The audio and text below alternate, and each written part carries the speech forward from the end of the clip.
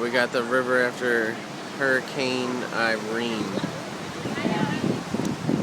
Back in Homo.